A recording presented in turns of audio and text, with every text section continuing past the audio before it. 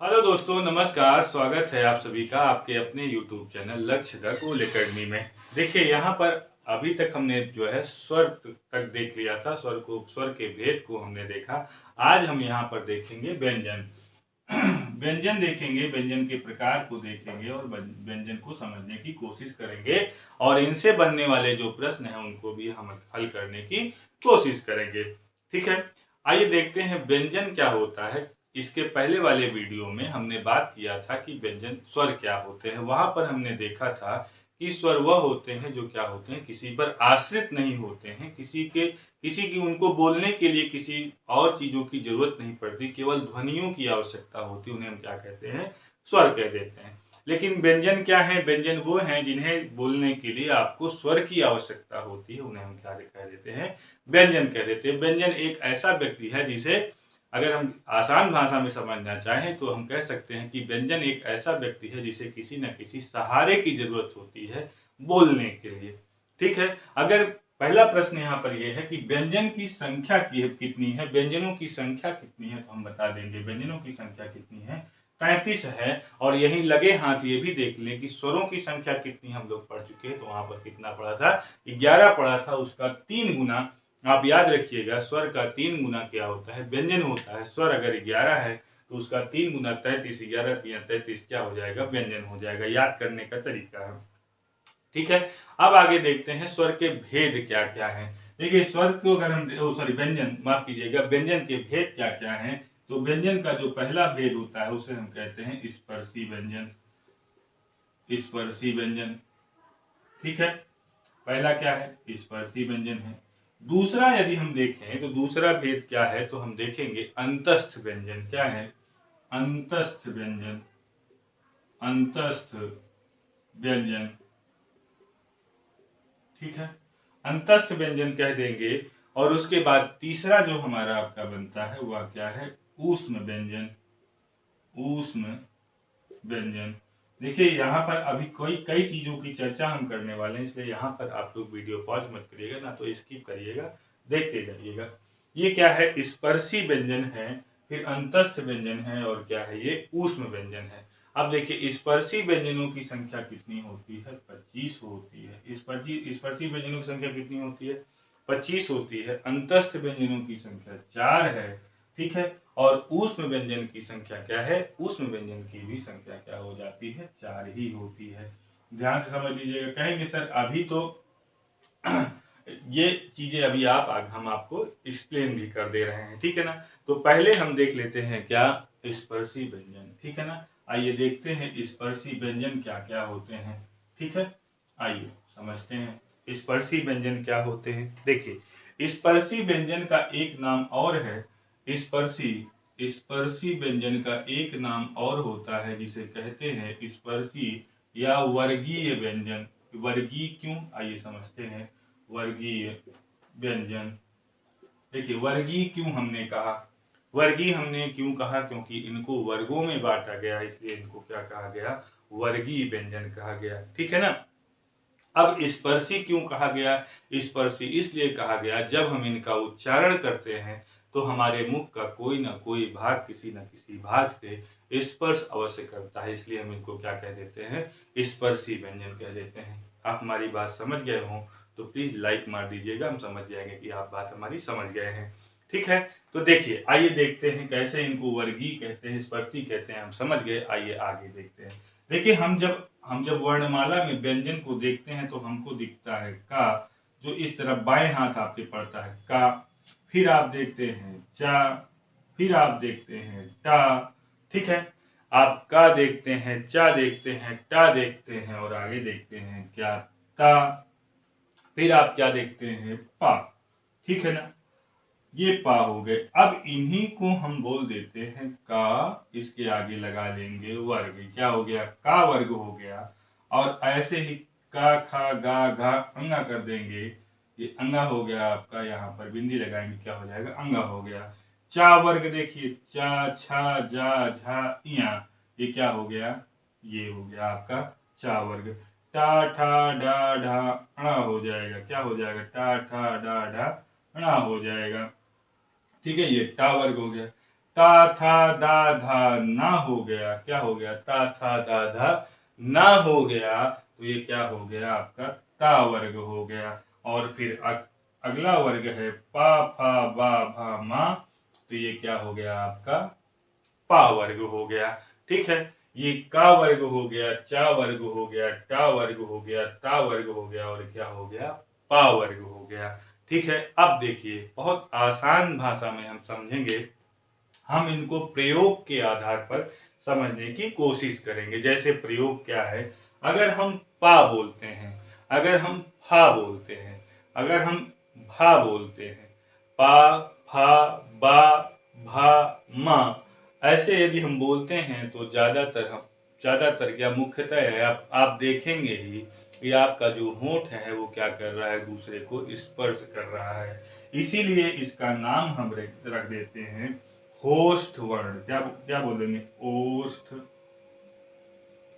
ओष्ठ व्यंजन, क्या बोलेंगे, ओष्ठ व्यंजन।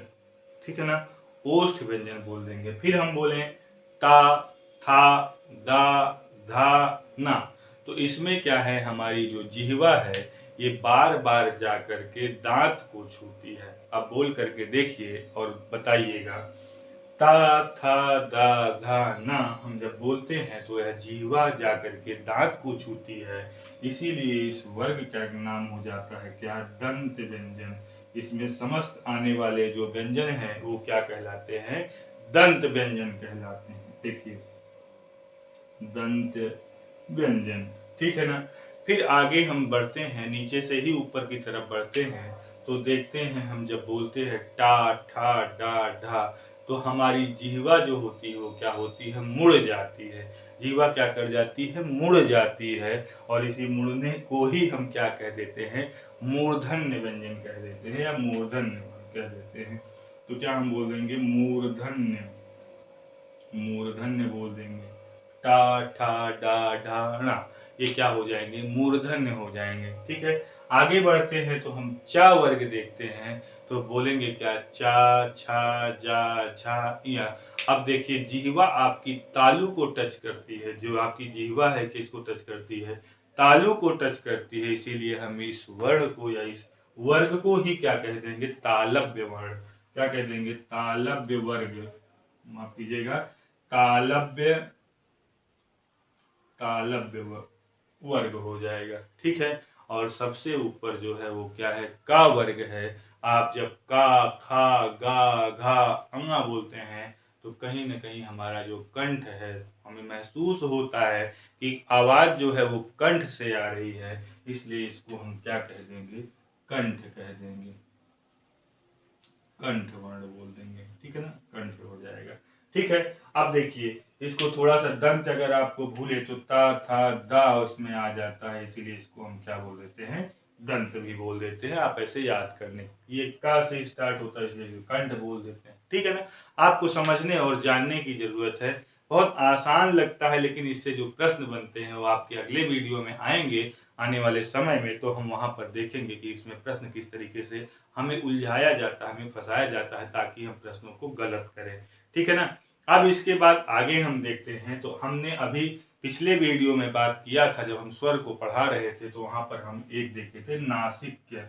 देखिए नासिक्य जो हमने देखा था, ये पांचवा अक्षर बनता है, का खा गा घा और ये आपका अंगा, ये पांचवा अक्षर, इसीलिए इसको क्या कह देते हैं, इसका नाम हो जाता है पंचमाक्षर। क्या बोलते हैं, पंचमाक्षर मतलब पांचवा अक्षर बोलते हैं, और इसीलिए क्या इसको क्या बोलते हैं, नासिक्य बोलते हैं। पंचमाक्षर अथवा नासिक्य, क्या बोल देंगे, पंचमाक्षर अथवा नासिक्य।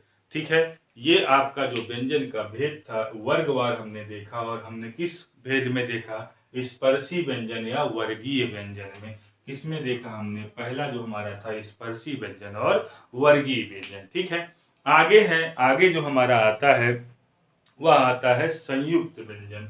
ठीक है ना, अंतस्थ भी देख लिया जाए, अंतस्थ व्यंजन हम देख लेते हैं, फिर संयुक्त देखते हैं। ठीक है ना, आगे है हमारा अंतस्थ व्यंजन। अब अंतस्थ व्यंजन क्या होते हैं, अंतस्थ व्यंजन ऐसे होते हैं, आप समझने की कोशिश करिएगा, जिनको बोलने से हमें महसूस हो कि जो वह वर्ण है, जो वह व्यंजन है, वह हमारे अंदर से निकल करके बाहर आ रहा है। ऐसे व्यंजनों को हम क्या कह देते हैं? अंतस्थ व्यंजन कह देते हैं। इनमें आता कौन कौन है? तो इनमें आएंगे अंतस्थ, देखिए ध्यान दीजिएगा, अंतस्थ व्यंजन।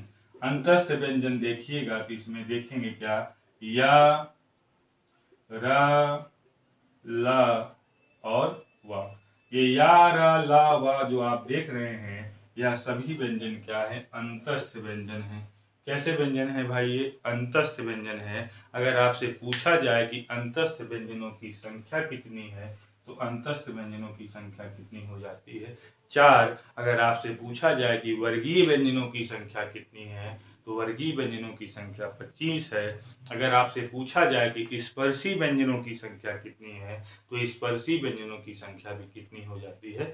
25। क्योंकि स्पर्शी व्यंजन और वर्गीय व्यंजन एक ही है। अंतस्थ व्यंजन हमने देखा या, र, ल, वा होते हैं। इसी के साथ आप देख लीजिएगा ऊष्म व्यंजन क्या होते हैं। जो तीसरा भेद था हमारा, ऊष्म या संघर्षी व्यंजन। ऊष्म या संघर्षी व्यंजन। संघर्षी व्यंजन, ये ऊष्म और संघर्षी व्यंजन क्या होते हैं, आइए समझते हैं। ऊष्म और संघर्षी व्यंजन वे व्यंजन होते हैं जिनको बोलते समय हमारे मुख से ऊष्मा बाहर निकलती है। हमें महसूस होता है कि कुछ संघर्ष अंदर हो रहा है। ऐसा महसूस होगा भी आपको, हम बोलने के लिए कहेंगे तो आप देखेंगे यहाँ पर हमको महसूस होगा कि कुछ संघर्ष अंदर हो रहा है, कुछ ऊष्मा बाहर निकल रही है, तो इसको हम क्या कह देंगे? ऊष्म या संघर्षी व्यंजन कह देंगे। अब ये व्यंजन कौन कौन से हैं, तो देख लीजिएगा। ये आप बोलेंगे ये तो सरौता वाला सा सर दिख रहे हैं, ये सा हो गया सीटी वाला, और ये आपका पेटचिरवा आप बोलते हैं इसे, है ना। इनको भी समझने की कोशिश करते हैं। और अगला आपका इसमें बनता है क्या? हा। तो सा, सा, शा, शा और हा। ठीक है, ये क्या है? ऊष्म और संघर्षी व्यंजन है। क्या आप लोग यहाँ तक समझ गए होंगे? हमें पता है। आप अगर ना समझ में आया हो तो फिर से रिवाइंड करके समझने की कोशिश करिएगा, क्योंकि प्रश्न यहाँ से बहुत ही तगड़े फंसाते हैं। प्रश्नों की श्रृंखला हम अगले वीडियो में लेकर के आएंगे, वहां पर आप देखिएगा। ठीक है, अब इसके आगे अगर हम व्यंजनों की बात करें इसके आगे अगर हम व्यंजनों की बात करें तो आप देखिएगा हमारा जो अगला व्यंजन है उसे कहते हैं क्या? संयुक्त व्यंजन। क्या कहते हैं? संयुक्त व्यंजन। देखिए संयुक्त व्यंजन क्या है, देख लीजिएगा। ठीक है ना। अब देखिए संयुक्त का मतलब पीछे वाले वीडियो में स्वर में हमने बताया था कि संयुक्त किसे कहा जाता है? जब हम दो वर्णों को या दो व्यंजनों को या दो स्वरों को हम जोड़ दें, उससे जो नया स्वर या नया व्यंजन उत्पन्न होता है उसे हम संयुक्त व्यंजन, संयुक्त वर्ण कह देते हैं। लेकिन अब यहाँ सेपरेट बात हो रही है संयुक्त व्यंजन की, व्यंजन की बात हो रही है। तो संयुक्त व्यंजन क्या होते हैं? जब दो व्यंजनों को हम मिला दें तो हम क्या कह देंगे? वो क्या हो, उनसे जो नया व्यंजन बनेगा उसे क्या कह देंगे? संयुक्त व्यंजन कह देंगे। अब देखिए संयुक्त व्यंजन में हम मिलाएंगे किसको?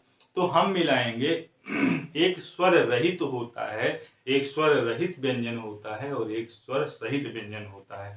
स्वर रहित को हम क्या कह देते हैं? लघु व्यंजन कह देते हैं, है ना। ह्रस्व व्यंजन कह देते हैं। और जो स्वर सहित होता है उसे हम दीर्घ व्यंजन कह देते हैं।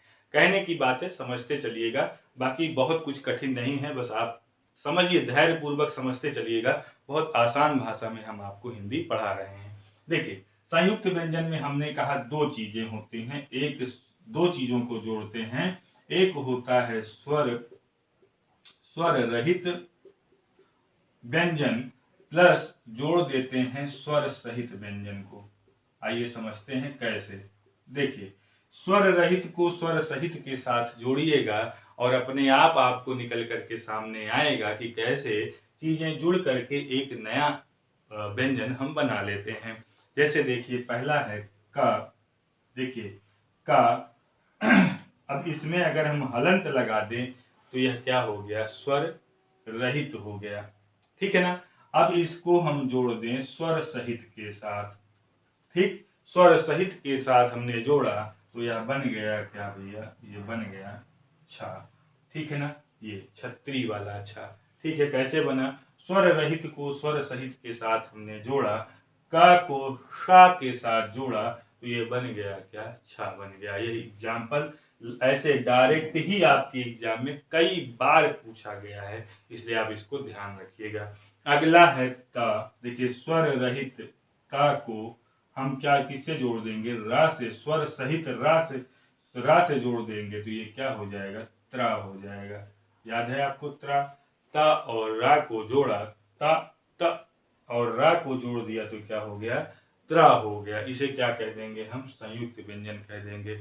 अभी घबराइए नहीं, अभी दो और बचे हैं। उसमें से अगला है जा और इया को हम जब जोड़ेंगे, स्वर रहित है जा और इया क्या है, स्वर सहित है, तो इसे हम क्या कह देंगे, ज्या कह देंगे। देखिए ज्ञा नहीं होता है, अभी आप उच्चारण जब सही करिएगा ज्या होता है, जा और इया ज्या होता है। हम लोग बचपन से ही पढ़ते आते हैं ज्ञा होता है, ज्ञा ज्ञा ज्ञा से ज्ञानी, जबकि ज्या से ज्ञानी होता है। ठीक है ना। चलिए आप लोग बहुत समझदार हैं, हमें पता है आप समझ रहे होंगे। ठीक है, अगला जो इसमें बनता है वह है श। ये कौन सा सा है, आप लोग कमेंट बॉक्स में जरूर कमेंट करिएगा। इसको स्वर रहित बना देंगे। क्या है ये, स्वर रहित है और इसको किसके साथ जोड़ दिया जाएगा, इसको जोड़ दिया जाएगा रा के साथ। स्वर सहित रा के साथ हम जोड़ेंगे फिर से, तो ये क्या बन जाएगा, श्रा बन जाएगा। श्रा श्रा श्रा से श्रमिक वाला श्रा बन जाएगा। ठीक है ना। ये हमारे हो गए चार, क्या हो गए भैया, चार हमारे हो गए संयुक्त व्यंजन हो गए। आगे देखते हैं, बहुत कुछ खास नहीं, धैर्य बनाए रखिए। अगला जो हमारा है उच्छिप्त और द्विगुण व्यंजन। वीडियो को लाइक करते रहिएगा अगर आपको यह चीजें आसान भाषा में समझ में आ रही हो। ठीक है। अगला है उच्छिप्त या द्विगुण व्यंजन। आइए देखते हैं उच्छिप्त और द्विगुण व्यंजन क्या होते हैं। उच्छिप्त आबलिक द्विगुण व्यंजन। द्विगुण व्यंजन आइए देखते हैं। देखिए उच्छिप्त का मतलब होता है, उत मतलब होता है उत्पन्न होना, और क्षिप्त का मतलब होता है छिपा होना। अर्थात हम उस अपनी मातृभूमि को ही छिपा लें जहां से हमारी उत्पत्ति हुई है। बहुत ध्यान समझिएगा जो हम बता रहे हैं। उत का मतलब होता है उत्पन्न होना और क्षिप्त का मतलब होता है छिपा होना। ठीक है, हमारी उत्पत्ति वहां से हो जहां से हो, हम उसको छिपा लें, वही क्या हो गया, उच्छिप्त हो गया। दो गुण का मतलब होता है कि दो गुण होना। जैसे आपके अंदर दो गुण होगा, आप शिक्षक बनिएगा तो आप शिक्षक हैं, और शिक्षक के साथ साथ आप क्या बनिएगा, छात्र भी बने रहिएगा तो आप एक अच्छे शिक्षक बने रहेंगे। इसी को क्या कहते हैं, द्विगुण व्यंजन, है ना। अब द्विगुण व्यंजन क्या है आइए समझते हैं। तो दो गुण व्यंजन में दो लोग आते हैं। कितने लोग आते हैं, दो लोग आते हैं। पहला आपका क्या है, यह है डा। इसको हम अभी समझते हैं, इसका एग्जाम्पल भी समझ लेते हैं। और इस दूसरा आपका बनता है ढा से। ठीक है ना। अब देखिए ध्यान समझिएगा, र और ढ़ा दो चीजें हैं, तो इनका एग्जाम्पल क्या है। जैसे आप लिखिएगा डमरू, क्या लिखिएगा, डमरू लिखिएगा। अब जब डमरू लिखिएगा तो ये इसका एक रूप जो दिखेगा वो डा दिखेगा, डमरू दिखेगा। और दूसरा जब आप इसको इसका दूसरा गुण आप देखेंगे तो आप लिख लीजिए पेड़। क्या लिख लीजिएगा, पेड़। अब ड़ बोलिए आप इसे, जिसे आप डा बोलते थे, समझ गए। तो पहला गुण डा, दूसरा गुण ड़ा। ठीक है ना, ड़ा हो गया। अब ये क्या हो गया, पेड़ हो गया। ठीक है ना, ये हो गया। दूसरा हम देखेंगे ढा देखेंगे, तो आप इसको एग्जाम्पल समझ लीजिए। पहला एग्जाम्पल है ढाई। पहला एग्जाम्पल क्या है, ढाई। तो ढा बन गया, ढाई से ढा से ढाई बन गया। और दूसरा आप देखिएगा तो आप समझेंगे अढ़ाई। देखिए अढ़ाई, तो आप अढ़ाई नहीं बोलते हैं, अढ़ाई बोलते हैं। ठीक है, ये हो गया क्या, अढ़ाई।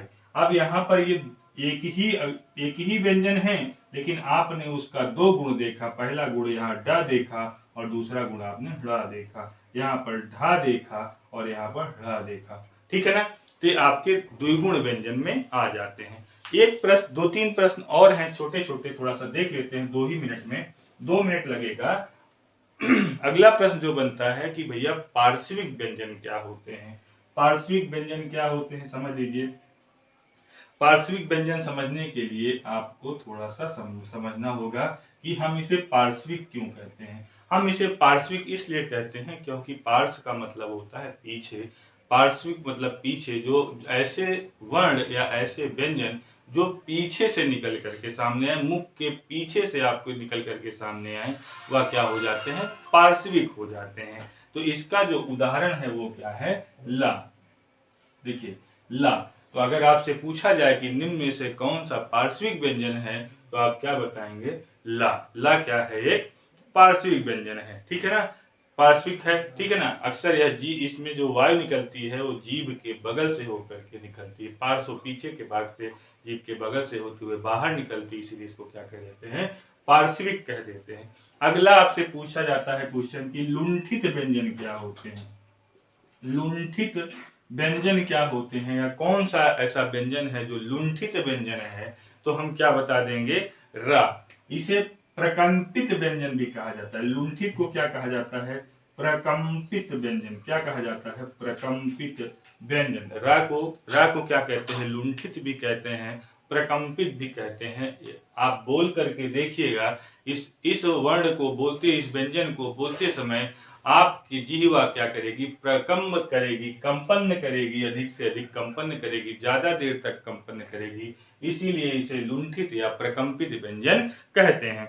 अगला आपका जो एक आखिरी बचता है व्यंजन में, आप देखिएगा उसको क्या कहते हैं, आगत।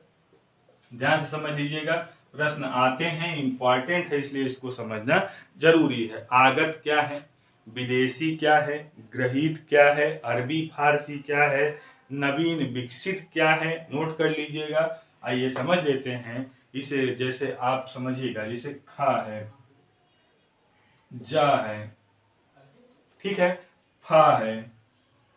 अब देखिए इनके साथ, अब ये क्या है, ये हमारे यहाँ व्यंजन, हमारी हिंदी के व्यंजन है, लेकिन इनको आगत और विदेशी कब बन जाते हैं, जब इनमें इनके साथ प्रयोग हम कुछ चीजों का कर देते हैं। प्रयोग किसका है भाई, यहाँ पर एक ध्यान रखिएगा, बाएं तरफ नीचे की साइड, बाएं तरफ नीचे की साइड, बाएं तरफ नीचे की साइड, इसके बाएं तरफ नीचे की साइड, जब आप नुक्ता लगा देते हैं, क्या लगा देते हैं, नुक्ता। ध्यान समझ लीजिएगा, इसे क्या कहते हैं, नुक्ता कहते हैं। जब इसमें नुक्ता लग जाएगा तो यह क्या हो जाएगा, आगत या विदेशी या फारसी या अरबी कह देते हैं।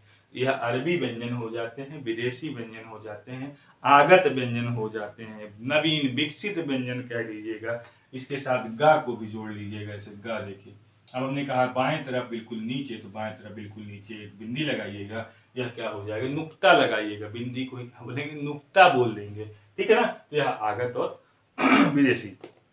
थैंक यू सो मच, आपने यहाँ तक वीडियो देखा।